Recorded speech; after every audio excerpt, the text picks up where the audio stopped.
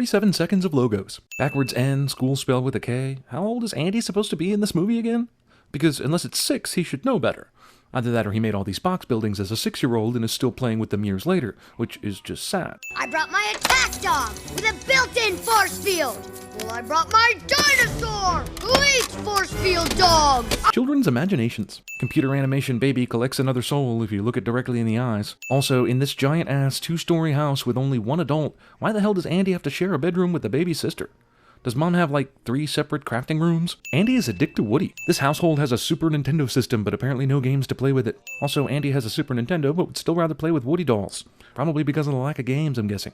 See you later, Woody. Unlike most kids, Andy actually closes the door to his room.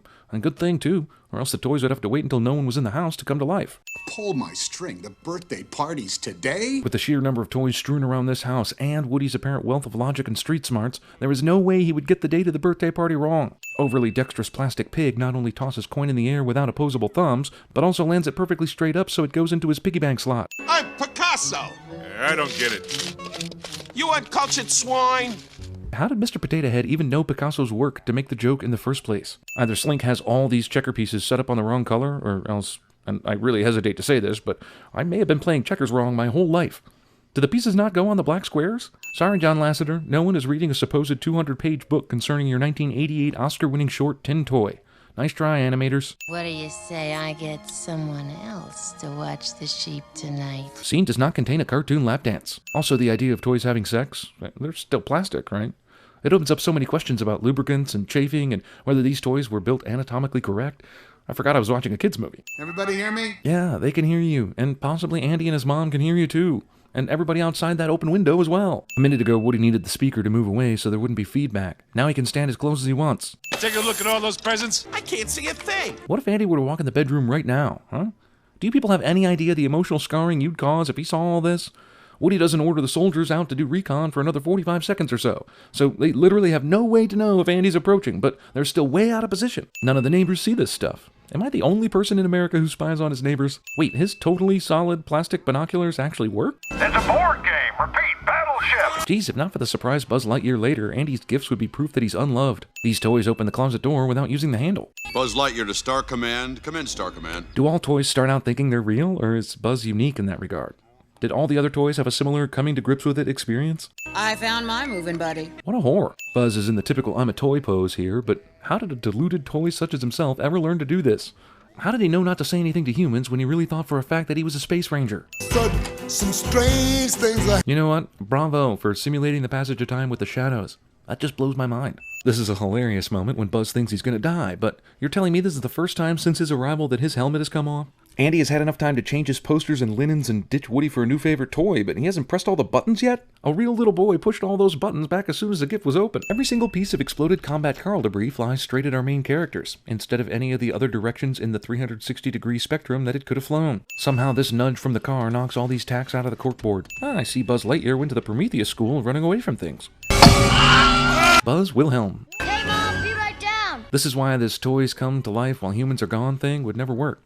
They got bailed out here only because Andy yelled down to his mom. Wide open window is still left wide open when family leaves for Pizza Planet. I'm assuming they're going to Pizza Planet at a decent hour, but they go to a filling station that is practically deserted and a surrounding town that looks totally deserted. Can I help pump the gas? Sure, I'll even let you drive. Also, Andy always closes his door at home, but he leaves the van's door wide open while they pump the gas and presumably go into the store, allowing not only Buzz and Woody to exit, but for any hobo to sneak into the van. Also, it took like 5 seconds for Andy's mom to put the nozzle in the gas tank, start fueling, and completely leave the gas pumps so that Woody and Buzz could have their fight and no one could see it. Okay, not to be an asshole or anything, but once you're out of the view of the driver, you don't need to sit still, do you? You are a toy! Woody and Buzz argue loudly so that any truck driver could hear. Luckily, no one does. Conveniently, the Chuck E. Cheese-like Pizza Planet also delivers, and just happens to drive to this abandoned gas station where I heard a guy got murdered that one time. Monstrous stack of pizzas allows Buzz the perfect cover. Also, isn't this plan totally over once he grabs the pizzas and delivers them to whomever?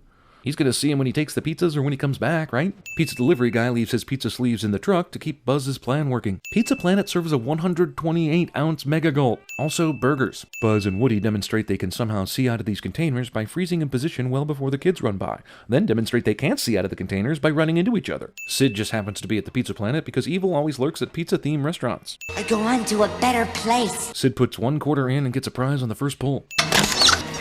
This claw works unlike any other in the history of the prize machine universe. I'm sorry, Sid doesn't win this one. There's no way. Evil character has at least one light source that is a single bulb swinging free from a chain cliche. Here's where Buzz finally learns that he's just a toy, but one thing is off about this. It's this room. The adult sleeping in the recliner is obviously into hunting, with the duck wallpaper and the deer head mounted on the wall. There are cans strewn about that say cola and root beer, but we should take these to suggest alcohol, not soft drinks. There's a wrench used to turn on the power of the TV, and a coat hanger used as an antenna. A forlorn guitar propped up against it. It's a poor family, possibly a failed musician. What program is this down-in-the-dumps adult watching where a Buzz Lightyear commercial targeted at kids would be playing? The string of Christmas lights that Woody was hiding in have disappeared in this shot and magically reappear in this shot. How would you even begin to get back into position and put this away in time if someone walked into the room right now? Woody's been gone for, not even a day yet and everything falls apart. Catch this! That would be an impossible throw for a human to make.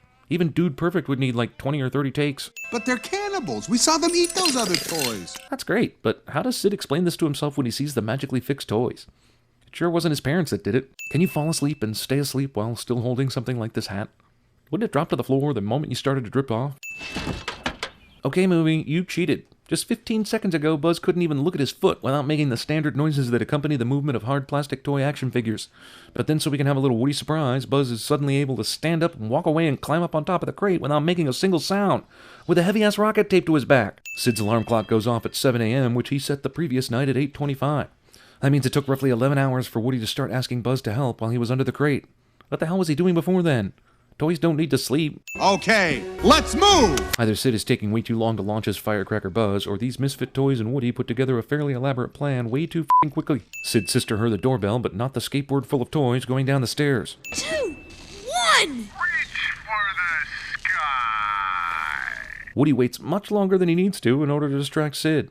I mean, that fuse is practically lit already. Wind-up frog comes out of the mud completely clean. I'm okay with talking sentient toys in a movie. I really am. But I'm not okay with talking sentient toys that can run fast enough to catch up to a truck moving at even the slowest speed. Toys' plastic fingers have a stronger grip than a dog's jaws.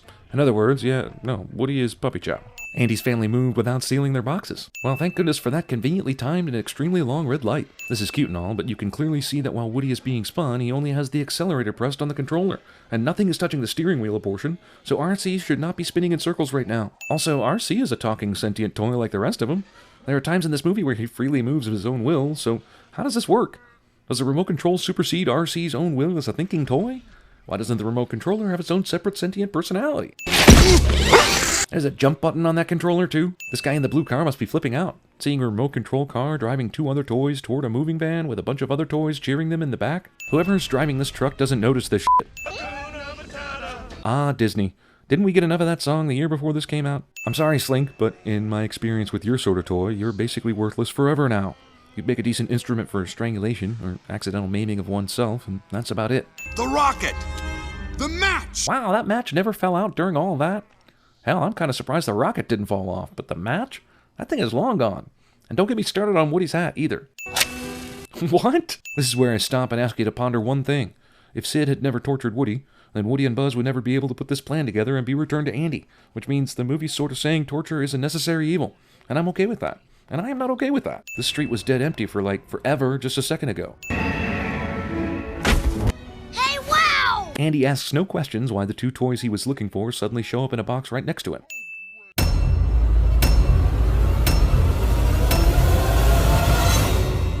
Let's go home and play.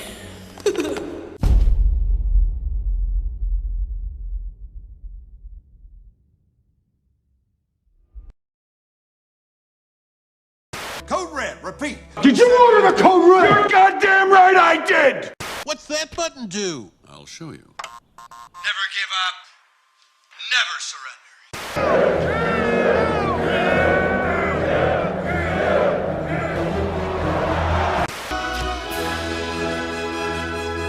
Y'all get a Peter Pan right here off of this dam, right here!